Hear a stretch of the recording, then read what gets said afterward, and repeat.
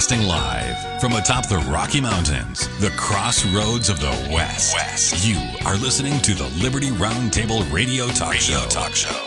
All right, happy to have you along, my fellow Americans. Sam Bushman live on your radio. Hard-hitting news the networks refuse to use, and no doubt continues now. All kinds of things going on. It's just amazing what happens in the country.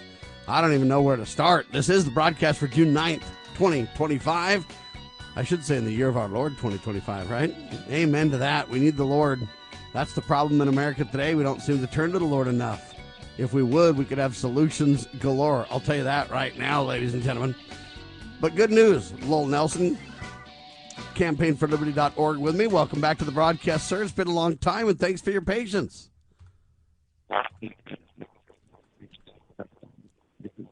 Uh-oh. We're going to have to try to get Lowell back. I don't know what happened with that. Liz, if you could work on that, that'd be great. In the meantime, I had an hour. Great hour, though. We talked about his Q&As on the Constitution, weekly seminars every Thursday evening online. And the Q&A webinars are available at 7 p.m. Mountain Time, 9 Eastern. If you go to freedomsrisingsun.com, you can sign up and be added to his email list. He'll fire you off an invite to the webinar.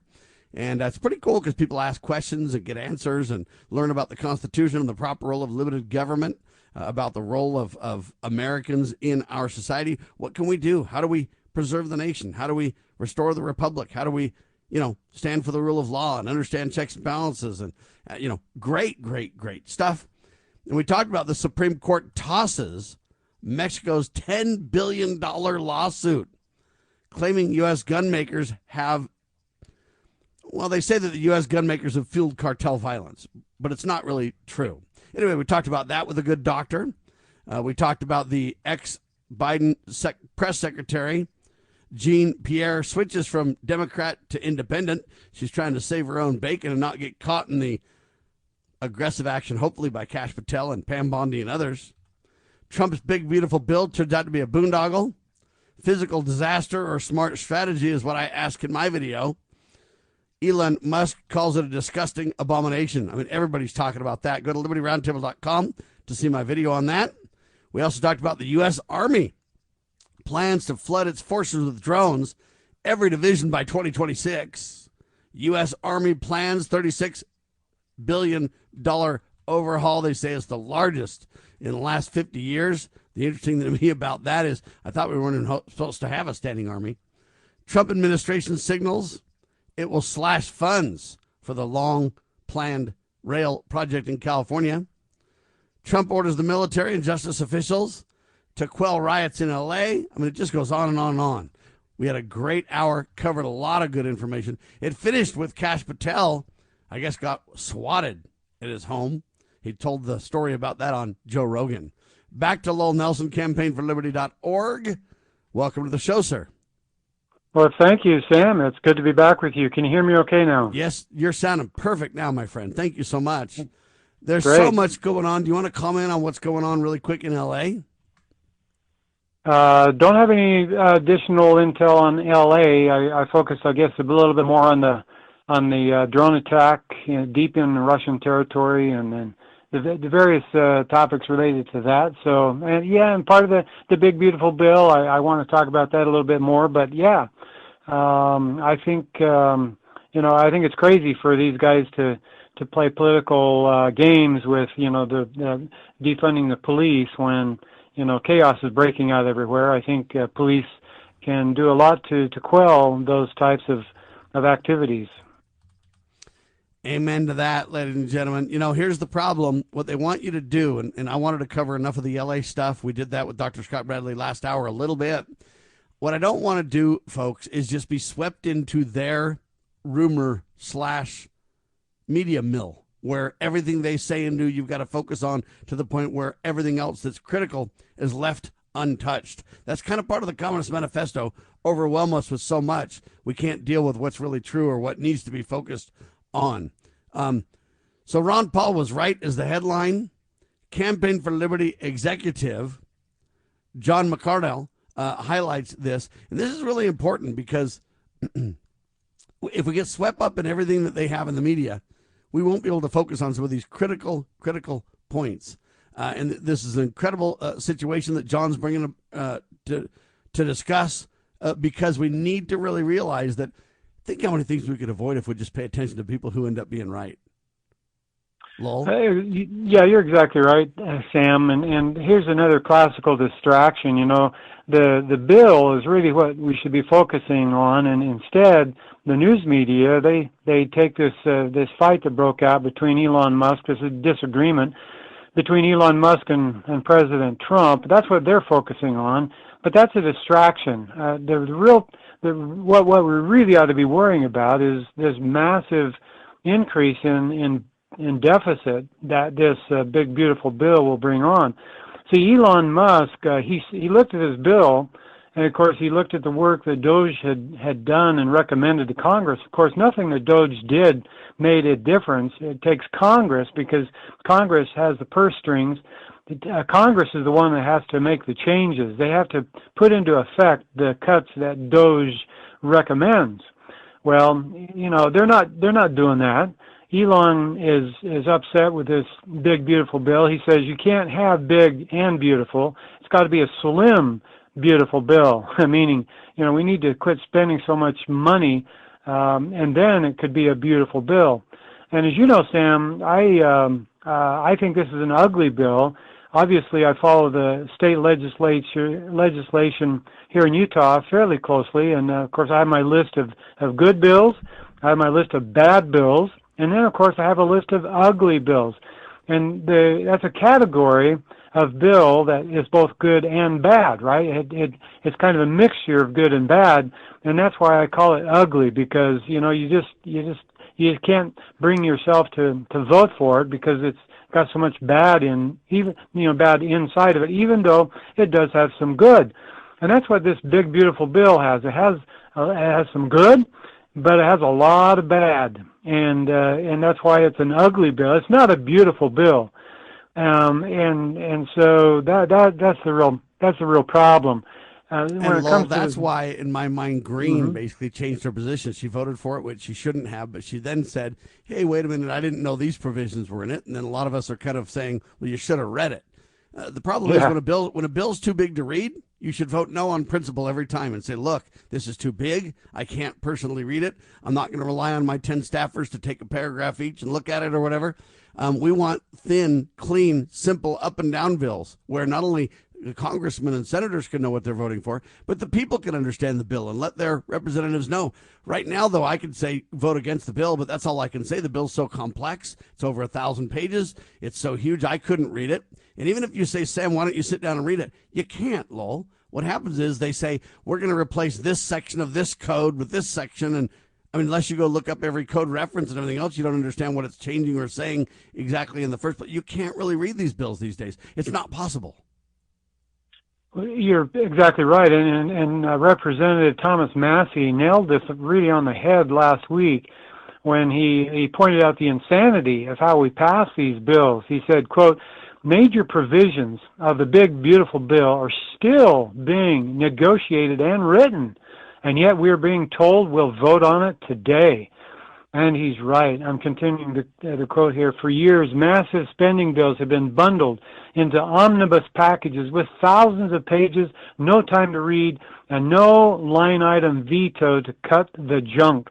Turns out Republicans only hate omnibus when the other guys are doing it. And so Massie reminds us here, folks, that if House leadership would simply pass separate bills, then the president could veto individual pieces of bad legislation, could keep the good, and he could avoid the government shutdown, all the while actually trimming the fat. And so here's a post from that Thomas Massie put on X here on May 29th.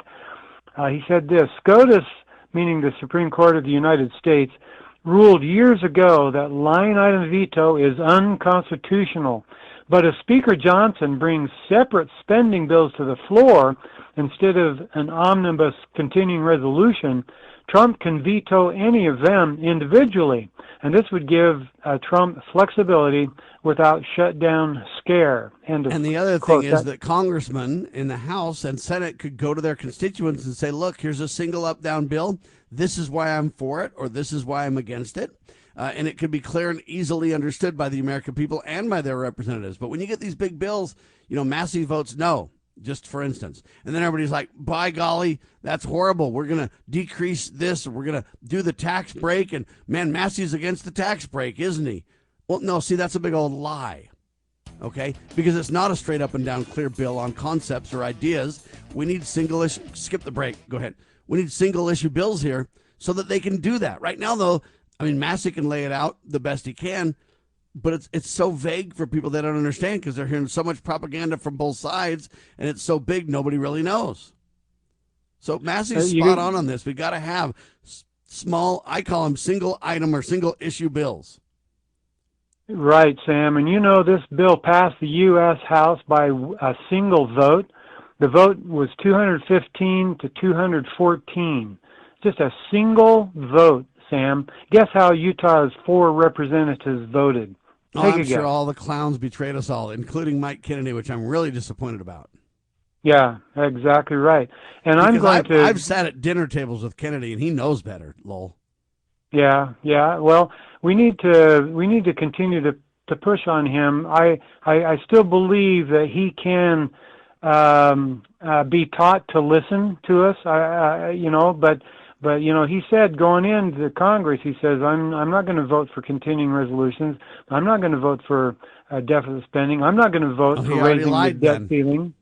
And so, but he's already done it, and so we need to take him to task on that, and we'll have an opportunity to do so this coming Saturday. He's going to attend a little constituent, kind of like a town hall, only it's going to be in the park at midday here on June 14th. I guess that's Flag Day. We're celebrating Flag Day, and so at Pheasant Hollow Park in Highland, if you're anywhere near Utah County and want to visit with Mike Kennedy about this, which I intend to go there and talk to him, then please join me there. And I listened to a video from Celeste Malloy, 6.5 minutes long, where she talked about all the good things in this big, beautiful bill. And I think she's misled too. There's some good things, right? In it, but there's so much bad that you just can't bring yourself to vote for. At least I couldn't. I want to say this to Celeste. You give me a list of the good things, and I want a single bill on each one of them, and I'll vote yes. Yeah. Sooner the better. Let's go. If they're good, why not put them on a single bill? And why not then highlight who's against it and why every time? Yeah. See, they can do that, but they don't. Well, and we need to pound that principle over and over again with our reps. And it's my understanding, according to what Massie said, that the House Speaker is the one that puts all these bills together in an omnibus package. And that's right. And shame on Johnson. Yeah, and so we need the representatives to push back, against him for doing that. We need separate bills, and that's exactly what we need to push for. In the words of Connor Boyack. Before you go to Connor Boyack, the sad part about this in my mind here is this. They've had 5 months. They could have passed dozens of individual item bills by now. Mm-hmm. And we wouldn't even be up against the wall with this crisis, right? Yeah, yes, absolutely. Yeah, and they're getting close to the September deadline, right? When they said they'd have this all worked out, but sure doesn't look to me like it's getting worked out. So Connor Boyack, author of the Tuttle Twins book series, said this in an email over the weekend, quote, "At first glance, this bill looks like a glittering package of tax relief for the little guy. Permanent extensions of the 2017 tax cuts, no taxes on tips and overtime, and a higher SALT deduction cap. For working families, those are real benefits, but scratch the surface and you'll find the same old Washington disease lurking underneath. Reckless spending, bloated government programs, and a complete disregard for the debt we are passing on to our children. To be clear, this is not a DOGE-inspired cost-cutting bill. It's a spending bill, even though it does trim some social programs like Medicaid and SNAP through stricter eligibility. The Congressional Budget Office estimates the bill will add up to $5 trillion to the national debt over the next decade. right, the next 10 years. The worst part is that this isn't just numbers on a spreadsheet. It's a direct hit on your family's future purchasing power, your kids' opportunities, and the stability of the entire economy for a very long time, end of quote. So, yeah, I mean, we need people to cut through the chase, cut to the chase, cut through the fog and understand the badness in these bills, or even if they don't, to vote against it because they don't have time to understand it. When they're getting told that it's big and beautiful, I mean, that's an oxymoronic statement because you can't have both big and beautiful. You can have slim and trim and beautiful, but you can't have big and beautiful. Well, so there's the rub. Now, Ron Paul, in my opinion, gave the best quote of all related to this, Lowell. Yeah, he really does. Now, let's see him. It says this. He said, go ahead. Yeah. Well, he said that, you're talking about the 1%? Decade after decade, the Republicans disappoint us. They can control all levers of government, and they still disappoint. And that's really the takeaway from this, in my opinion, Lowell. That's the bottom line. The Republicans want to blame the Democrats. The Democrats want to blame the Republicans. The Republicans get power, promise, and then they, on the surface, deliver on a couple of promises, but betray us, stab us in the back, on the back end. And Ron's absolutely right. It turns out that $1 trillion is added to the debt every 100 days. $1 trillion. I can't even imagine that kind of money. But in my opinion, Ron nails it with that quote, though. We cannot just think because they're Republican that it's okay. Donald Trump's wrong on this. Musk is right. Rand Paul is right. Ron Paul is right. We're right. Thomas Massie's right. Green is right to change her vote and say when it comes back around, I'm going to vote against it. I pray she does. We need more and more people to stand up and realize this is an absolute boondoggle scandal. It is. Yeah. And if you want to take pieces of it that are good and tell me they're good, then fine, break them out and vote on them. Let's go. Why didn't we do that January 3rd or 4th or whatever they started? Why do we waste all this time? Okay, and that's the proof the Republicans are going to fail, just like they did in the 96 Republican Revolution that took place. It was a big failure, too. They had a contract with America. It turned out to be a contract on America's head. It was a disaster, and they're following the same track, and Elon Musk is right to stand against this. Yeah, totally right. And so let's go to another quote from Ron Paul, who is so right as rain on this issue. He mentioned in a column that he posted last Monday, Sam, quote, President Trump has dubbed this the big, beautiful bill. The bill also has new tax cuts, including repealing federal taxes on tips and overtime. The bill offsets the lost revenue from the cuts by making some cost-saving reforms in domestic welfare programs, most notably Medicaid and food stamps. However, it increases spending in other areas, most notably military spending. According to the Committee for a Responsible Federal Budget, the big, beautiful bill would increase the national debt by at least $3.3 trillion over 10 years. This number is likely to rise because several moderate Republicans are threatening to vote against the bill unless the Medicaid and food stamp reforms are limited or dropped. The tax cuts are always worth supporting because they advance liberty and sound economics by ensuring the people have more and the government has less. However, tax cuts that are not combined with real spending cuts are simply delayed tax increases. This is because cutting taxes without cutting spending leads to more debt, which leads to higher taxes. These tax increases are likely to come from the Federal Reserve's monetization of debt, which weakens the dollar's purchasing power. This inflation tax benefits political and financial elites while hurting most Americans.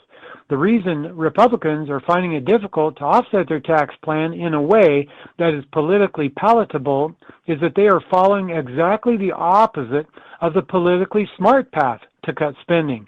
Instead of starting by cutting welfare for the poor, Republicans should have started by cutting welfare for the rich, particularly the military, industrial, congressional complex. Congress should be giving the people more tax cuts and offsetting them with deep cuts in military spending. Cutting spending wasted on a futile pursuit of a global empire is not just a fiscal necessity, it is also the best thing Congress can do to promote peace and prosperity. Congress should then begin phasing out welfare programs in a manner that does not harm those currently reliant on the programs. Congress should also rein in the welfare warfare state's greater enabler by auditing and then ending the Federal Reserve. It should also repeal the 16th Amendment. These actions would free the people from 1913's great mistakes, fiat money, and income taxes. End of quote. That's a long quote, I know, Sam, from Ron Paul, but I find that everything he says is so right on, correct, and salient, cogent, and he puts it in such few words. The cool part about it to me is it's super simple and clear too. Like everybody can understand that, right? Yeah, everybody, no question. I'm going to print this quote up, and I'm going to take it to the Saturday meeting with Mike. I'm going to talk to him about, number one, Ron Paul's quote here, this long quote that I just read, plus the fact that those bills, they need to come out as separate bills, not as a single omnibus, big package. Well, all I can tell you is this. You know what?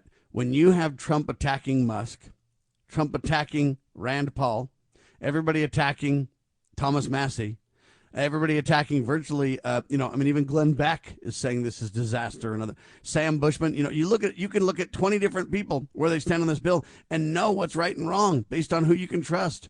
Campaign for Liberty's against it. Sam Bushman's against it. Now that should tell you enough. Now I'm not saying don't do your due diligence, but I am telling you that you can look at why would I be against the bill if it was good? What do I have to gain or lose? Nothing. Yeah. What about you and Campaign for Liberty? They have nothing to lose or gain except to stand for their principles, right? Mm-hmm. Now that $1 trillion is added to the debt every 100 days, if we don't reduce spending quickly, Lowell, I'm convinced we're going to be forced into it. Well, and sometimes I find myself hoping that the dollar will die sooner than later, because it would result in more peace through, globally, I think. I mean, it would result in some chaos, certainly, but, the U.S. empire grows simply because of the Federal Reserve and because of the strength of the dollar. Just think of what might happen if we didn't have the dollar, so we couldn't print up money and create a thin air. We'd probably have to pull in our horns, right? We'd have to shrink our footprint on the global, on all the nations on the planet, and would probably end up intervening less in the foreign affairs of other countries, and that probably would be a really good thing. I hate the chaos. Even Donald Trump said we could take the $1 trillion war spending and reduce it to $500 billion easily. And I agree with him. Yeah. Why don't we just start there? Why don't we just simply say military spending is a bill? How much should we spend? Here's we could have one bill about military spending. Is it fine to spend $1 trillion? No, that's more than all nations together combined in the world. No, we're not going to spend that much. Okay, how much should we spend? How much can we reduce right here? See, this gives us the chance to discuss each individual bill. But now what we're saying is, are you against military spending? Are you against the military? How dare you leave our troops in harm's way? It becomes that kind of a discussion. No, the real discussion is, hey, what in that $1 trillion are we spending and what's justified? We're not even supposed to have an army for more than 2 years at a time. No, you're exactly right. And Caitlin Johnstone has a column, which I did not put in the show notes, talking about the reason Donald Trump is not doing the right thing is because he's on the Epstein flight logs. He's being coerced. Sam? Well, and some are saying that's why they're not releasing those like they had promised. And I don't know the truth there. Again, it's hard to break this down, but you can't ignore these things. When we come back, Lowell breaks it down. I want to talk about the Golden Dome because that's one of the big pieces of military spending, right? All right, hang tight. I'm Sam Bushman. We got Lowell Nelson with me, campaignforliberty.org. Always doing a phenomenal job on your radio. Check out my short videos as well at libertyroundtable.com. Hang tight, more in seconds. Lowell and Sam on your radio.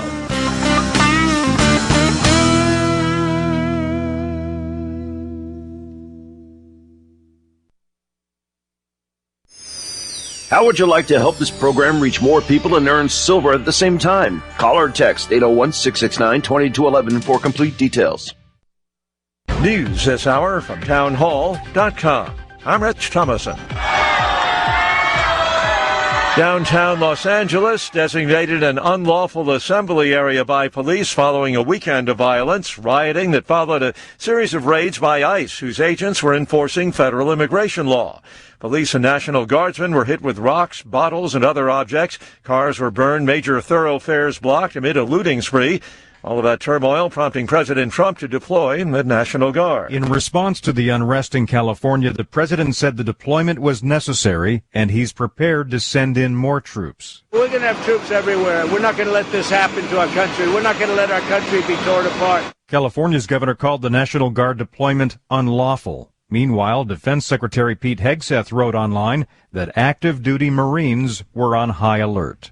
Greg Clugston, Washington. And on Truth Social, the president vowing to, quote, liberate Los Angeles.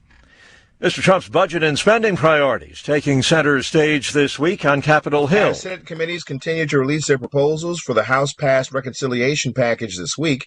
The House plans to vote on President Donald Trump's proposals to rescind foreign aid and other spending, including for public broadcasting. House Majority Leader Steve Scalise said in a statement, quote, the rescission request sent to Congress by the Trump administration takes the federal government in a new direction where we actually cut waste, fraud, and abuse and hold agencies accountable to the American people.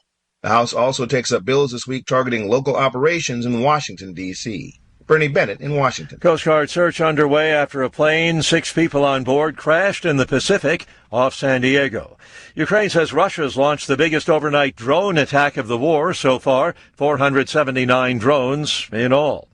Wall Street, the Dow trading about 172 points higher. More on these stories at townhall.com.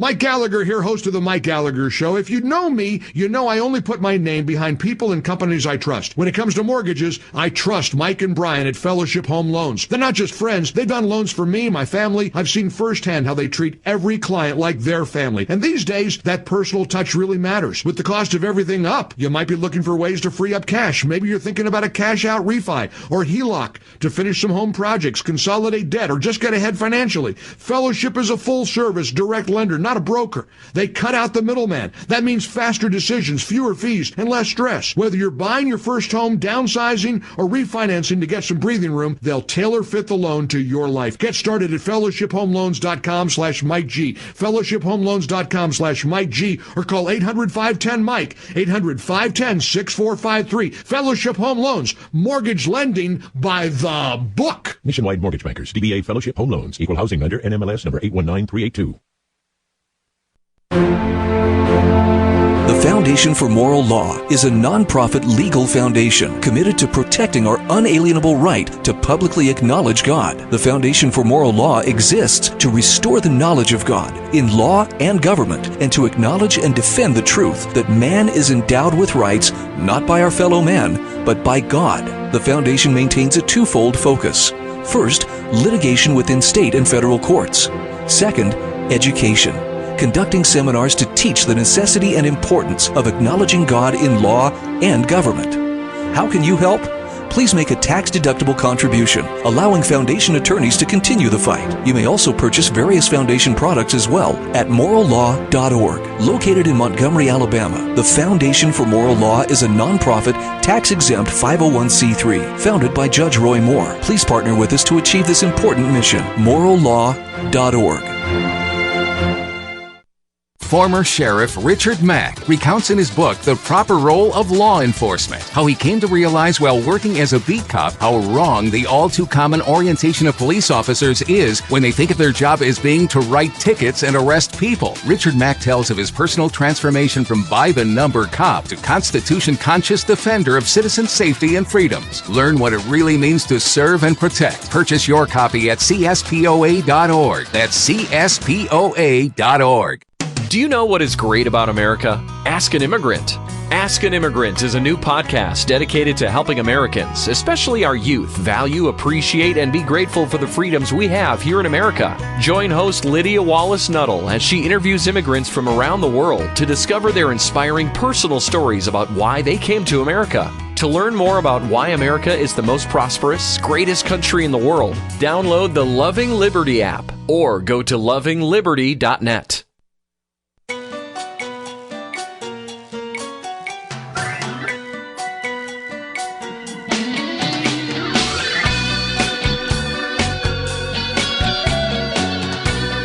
Broadcasting live from atop the Rocky Mountains, the crossroads of the West. You are listening to the Liberty Roundtable Radio Talk Show. Welcome back, ladies and gentlemen. This is Lowell Nelson. I'm riding shotgun this morning with Sam Bushman, your host here at Liberty Roundtable. We've been talking about the big, ugly bill. People have been liking to call it the big, beautiful bill, but there is no such thing as a big and beautiful bill. This bill has I'm calling it the big, bogus boondoggle, my friend. That big, bogus boondoggle bill is truly what it is. It has some good, but it has lots and lots of bad. And that's really should be our focus. But I found it also interesting, Sam, that this tiff, this dispute between Musk and Trump, it turns out that Elon Musk is right as rain on this, and Trump is in the wrong. Elon Musk, he sent a series of tweets last week. I didn't put this in the show notes either, Sam, but this is really interesting. Elon Musk tweeted about Mike Johnson, right, Speaker Mike Johnson, because in 2018, February of 2018, right, that's just, 7 years ago, Mike Johnson said, at some point, Congress has to stop this endless cycle of out-of-control deficit spending. And Elon Musk tweeted out that quote from 7 years ago. Elon said, "I super agree with this guy," right, Mike Johnson. And then he followed that up with years ago. Donald Trump would have said the same thing, Lowell. Yeah, we'll get to that.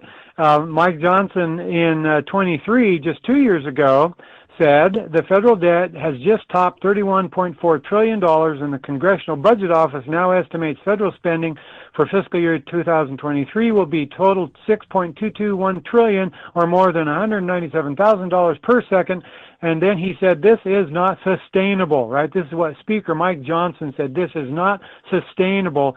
So Elon Musk tweeted, where is the Mike Johnson of 2023? Right?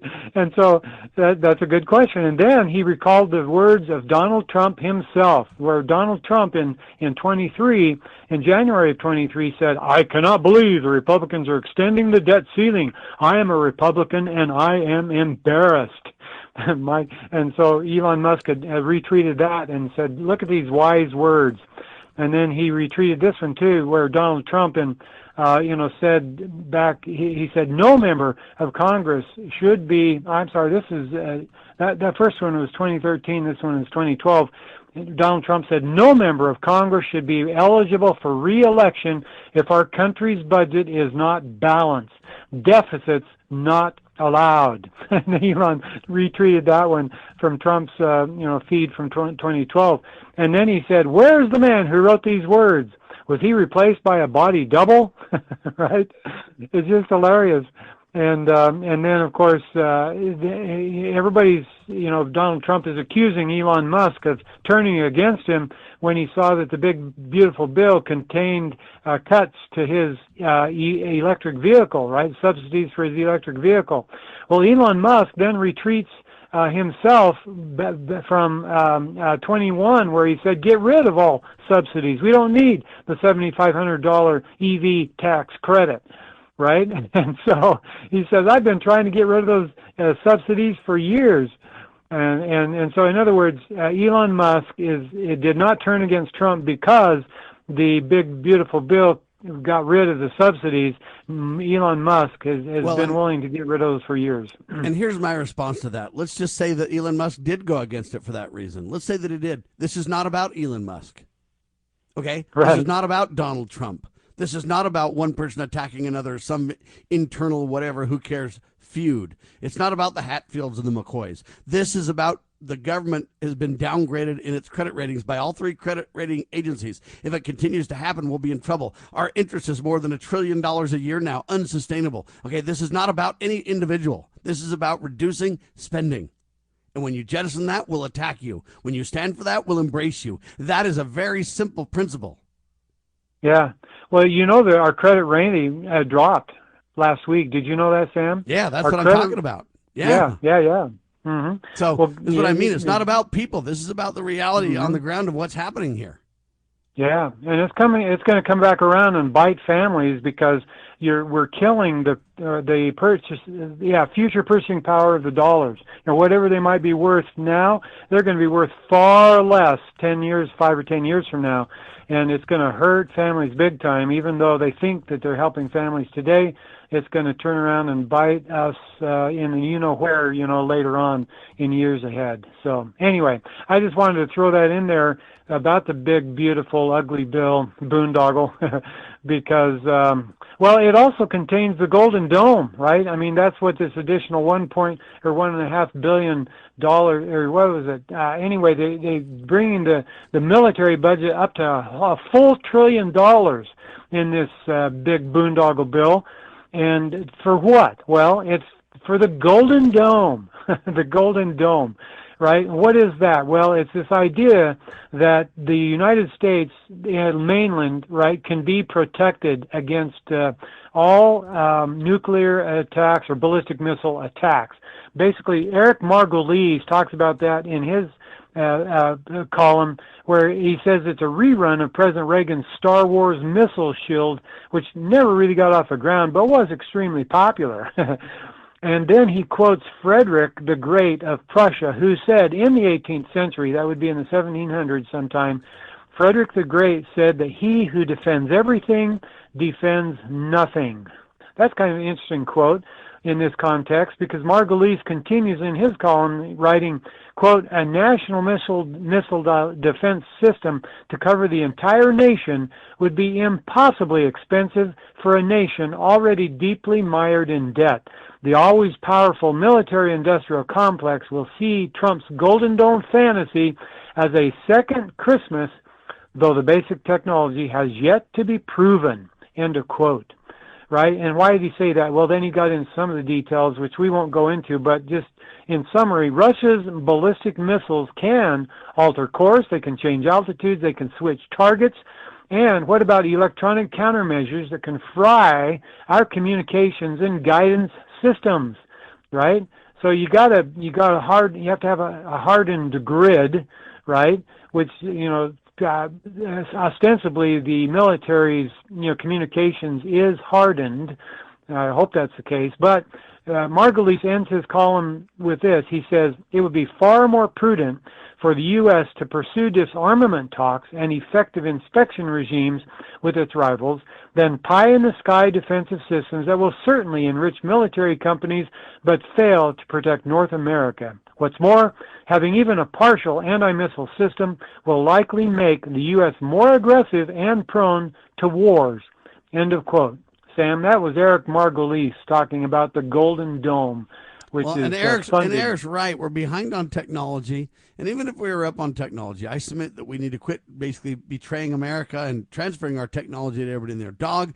But a lot of these people are ahead of us now. What we need to do is put our nose to the grindstone in terms of internal technology, keep it quiet to ourselves. In other words, walk softly but carry a big stick. But what we need to do is work on the diplomatic relations, because I think most of the time we could de-escalate our way out of most of this. The Founding Fathers had that view, and I maintain that view going forward, along with Ron Paul and many others, including Lowell, right?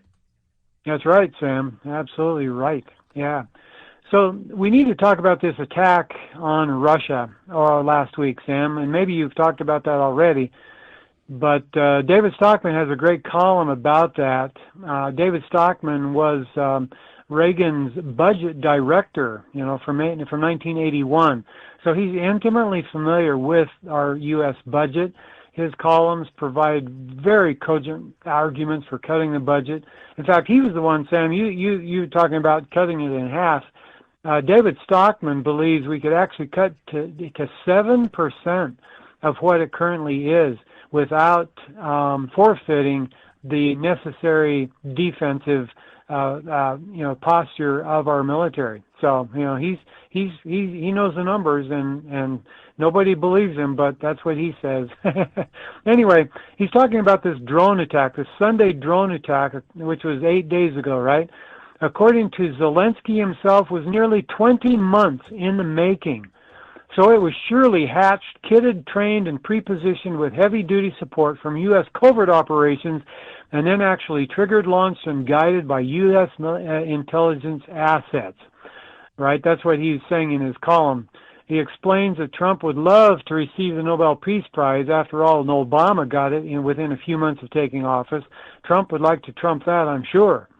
But these hits on Russia's strategic bombers by the swarms of drones, about 120 devices in total, he writes, account for upwards of 25% of the bomber leg of Russia's triad nuclear deterrent. I mean, that's pretty serious, Sam. When you take these drones and dismember 1/4 of the long range. Skip the break. Long range strategic. What they call the nuclear triad, Russia's triad nuclear deterrent. When you cripple 1/4 of the bomber of Russia, that's real serious. In fact, Paul Craig Roberts talks about this in another column where he says the attack on Russia and strategic forces by Ukraine, with or without President Trump's knowledge and with or without help from Washington and the British, could have been the most dangerous event in East-West relations during my lifetime. The reason is that recently revised Russian war doctrine states that an attack, even by a non-nuclear country, on the Russia strategic triad requires a strategic response. And strategic usually means nuclear or at least a disabling response. Now, Paul Craig Roberts goes further into his column talking about the reason why Putin did not respond in a nuclear way, because he just labeled it a terrorist attack. In other words, if he can call it a terrorist attack, that means he doesn't have to respond with a nuclear response, because he doesn't know who to hit, right? He doesn't know who to shoot his missiles at if he calls it a terrorist attack. Well, by so doing, by calling it a terrorist attack, Sam, he is emboldening those who launched that drone strike. And so he's simply inviting more attacks on Russia by whoever instigated these drone attacks. And most likely the U.S. was involved. And probably Trump didn't even know about it before the fact. And there was an attack on Putin's helicopter, and he was, fortunately he was safe from that. I don't have the details on that, but anyway, I don't think Trump knew that Putin's helicopter was targeted. And so probably the deep state, in fact, that's the name of this column by David Stockman, the deep state's drone attack was aimed to escalate the Ukraine war, right? And because if we were wise, though, when Russia calls it a terrorist attack, if we were wise, we could use that as a reason to de-escalate. Yeah, absolutely right. Yeah. And so Stockman says the simultaneous launch of 120 of these little buggers, yep, that's what he wrote, 120 of these little buggers at the same moment across thousands of miles of Russian territory was indeed the result of an intricate Washington-driven plot and conspiracy. No Ukrainian cowboys could have pulled this off on their own steam, end of quote. I love the way Stockman writes. He's very vernacular. Anyway, he has several pictures in his column. His column can be found at ronpaulinstitute.org, by the way. Basically, he's saying the deep state pulled this off and probably didn't even notify Trump what they were doing before the fact. And so what can President Trump do? Well, Stockman says Trump should shut off the spigot that funds Ukraine. No more money, no more weapons, intelligence, or operational support. Demand a ceasefire. Invite Zelensky and Putin to Camp David and keep them there until they agree to dismantle the handiwork of Lenin, Stalin, and Khrushchev. After all, he says, the latter, he's talking about Lenin, Stalin, and Khrushchev, they were the actual bloody authors of today's dubious borders and a Ukrainian state that had never existed before in all of history prior to 1922. It shouldn't take long to partition the map and allow Crimea and the 4 provinces of the Donbass and South to go their separate ways back to Mother Russia, and the only guarantees that would be needed would be a Russian pledge to not allow the partitioned provinces to attack the rump of Ukraine, and for the U.S. to guarantee that the shrunken state of Ukraine will not join NATO or attack the lost provinces. As it happens, that's all that Putin ever wanted, and for the U.S. it would mean not only choosing another hideously stupid chapter in the forever wars, but also the chance to start down a new path toward global peace and disarmament that might actually offer the Donald a real chance to get his Nobel Prize, end of quote. Amen. Oh, Adam Dick articulates the solution that Thomas Massie is wanting to put in place. Trump attacking Massie, but Massie standing tall. And if we follow Thomas Massie's plan, according to Adam Dick, we could decrease this escalation instantly. Lowell? Well, we're talking about the audit of Fort Knox, folks. Thomas Massie introduced the U.S. Gold Reserves audit bill. You know, we've often talked about audit the Fed. This is a bill to audit Fort Knox. I mean, according to official reports, Sam, the U.S. possesses 261 million troy ounces of gold in its gold reserves. But since when could you believe an official report from the government, right? They lied to us all the time. So Trump talked about auditing Fort Knox when he was campaigning, but he hasn't said anything about it since. That's kind of odd. Well, that's exactly what Thomas Massie's bill would do. It's the Gold Reserve Transparency Act, H.R. 3795, for those of you who are taking notes, H.R. 3795. Massie's bill requires the Comptroller General to contract with a qualified independent third-party external auditor to conduct and complete a full assay, inventory, and audit of all gold reserves within 9 months of the bill becoming law and every 5 years thereafter. The auditor would also report on other gold reserves related matters, including the sufficiency of measures for the physical security of the gold reserves, all encumbrances on the gold at present or entered into over the last 50 years, all sales, purchases, disbursements, or receipts of gold over those 50 years, along with identification of the terms and parties for those transactions, and a full accounting of all third parties held gold in which the U.S. government, including the Federal Reserve, has a direct or indirect interest. You know, and so that's the guts of the bill right there, Sam. Be a great way to find out how much gold we have at Fort Knox, right, and to whom that gold has been promised, right? I mean, that's a pretty important thing over the past 50 years.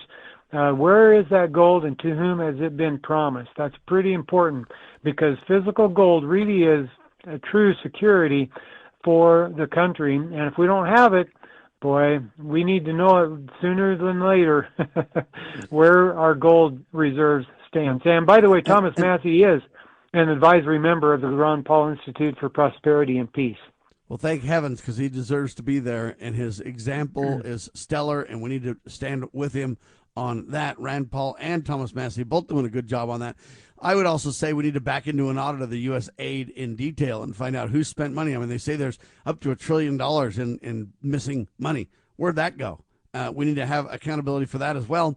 And ultimately, if we created the Federal Reserve by fiat, we can reject it by fiat as well and just say, hey, the debt was created out of thin air, and so the solution will be pay it out of thin air. And then we need to move towards honest constitutional currency. The sooner the better. Ron DeSantis did great in Florida, saying we're going to stand with honest money, and made a great move there. It's a start. It's not enough, but we're getting somewhere, and we need the people to help us get there. Lowell? Yeah, you're absolutely right, Sam. And, honest money is becoming more and more popular every day. Goldbacks, we get more and more headlines, more and more popularity. We have state legislatures around the country who are clearing the way for their state to use gold and silver coin as currency, eliminating the capital gains taxes on them. We still have a federal capital gains tax, but hopefully we can get rid of that soon too. So yeah, sound money, honest money, it's coming back into vogue now because the fiat currency is becoming so worthless, right? Its value is decreasing every day.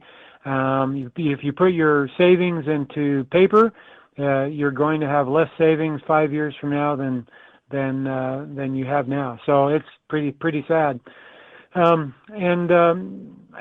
This last column, Sam, Andrew Napolitano talks about the right to be left alone.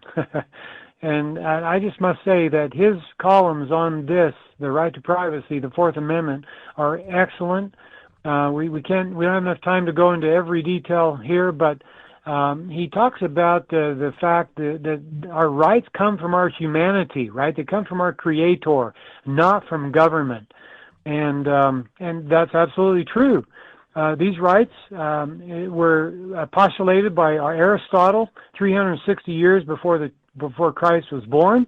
The natural law teaches that there are aspects of human existence and thus areas of human behavior that are not subject to the government.